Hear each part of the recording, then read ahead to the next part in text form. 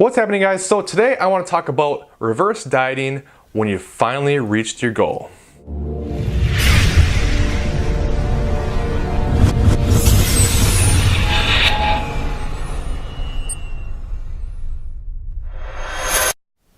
Okay, so before we were always kind of speaking in terms of reverse dieting for someone who has a long history of dieting, yo-yo dieting, extreme dieting, starvation diets, all this type of stuff to get your metabolism into a better place so you can finally lose, right? Now, I want to stress that, for one, it could take multiple cycles of this process, right? You're not necessarily going to improve your metabolism, cut, and then be done, right? You might have to reverse, cut, reverse, cut, reverse, cut. It might take multiple cycles. I will say this, your first reverse is the long one. That's the one that takes forever. After that, you probably don't need to take quite so much time reversing again, and you can kind of get things going again. You can do things like diet breaks and all different type of stuff, but that's for a different video.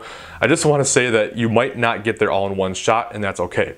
Now, let's just say you get to the point where you have finally reached that holy grail, all right? You are happy with how you look, you're happy with how you feel, you're in a position where you just want to maintain and feel good, right?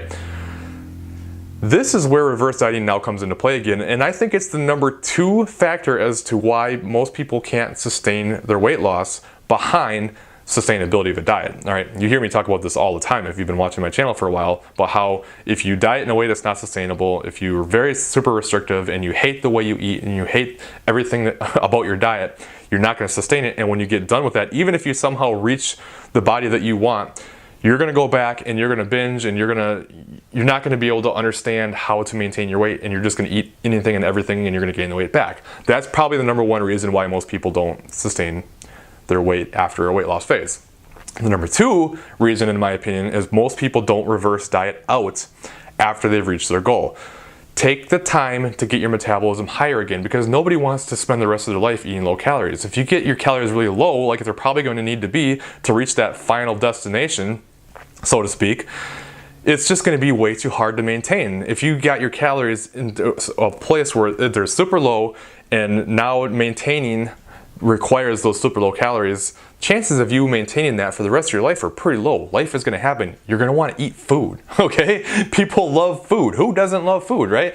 But if you're really low calorie, it's just not going to work. So this is where you need to reverse diet out. And this is where I think that taking your reverse diet really slow is probably the way to go. You know, before I talked about how it kind of depends. You can go faster to increase your metabolic rate faster, which is it's still true, but I think in this scenario, if you really truly want to just kind of maintain now, you want to take it slower so that your metabolism has a better chance of keeping up without gaining, and you can get your calories nice and high again so that you can maintain in a position that you're happy with higher calories and be in a good position, right?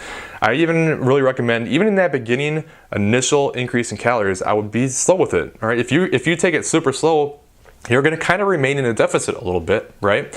And this way you might lose a little bit more, but then when you kind of gain a little bit as you reverse diet towards the tail end of it, well, that's going to kind of even things out a little bit. You know, it's just a different strategy. There is no right and wrong answer here. I'm just kind of giving you my opinion based on history and kind of what I've seen and what works well for other people. Okay, so just make sure that you take your time to reverse out after you reach your goal, because if you just increase your calories right after being done, your body's not ready for it, okay? We've already talked about how the thermic effect of food slows down with dieting, thermic effect of exercise slows down, your basal metabolic rate slows way down, all right? Your hormones are all out of whack. All these things are working against you, so you need to take the time to get them back up to a better place so that you can maintain, and so you don't jump up in calories right away and gain a bunch of unwanted fat and then have to cut again and just end up going through that vicious cycle all over again, right?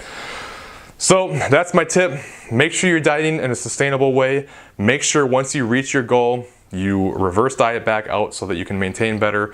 I do find, however, most people do better if they've got some kind of goal. Maintenance is not an easy goal to have. You know, people like change, so you might need to focus more on building some muscle or some kind of event or getting stronger or whatever else. But that's for a different video, which I actually have kind of covered that in the past before. I will put that at the end of the video here so you can check it out, and hopefully that helps.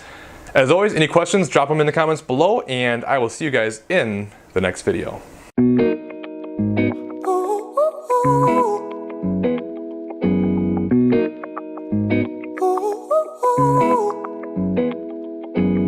I'm addicted to the love that you're giving.